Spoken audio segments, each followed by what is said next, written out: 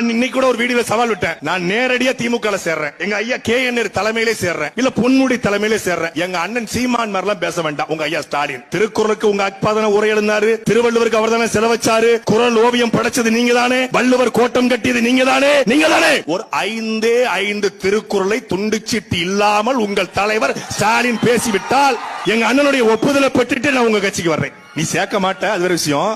உடைய வச்சு செஞ்சிருக்கேன், இருந்தாலும் வர்றேன்.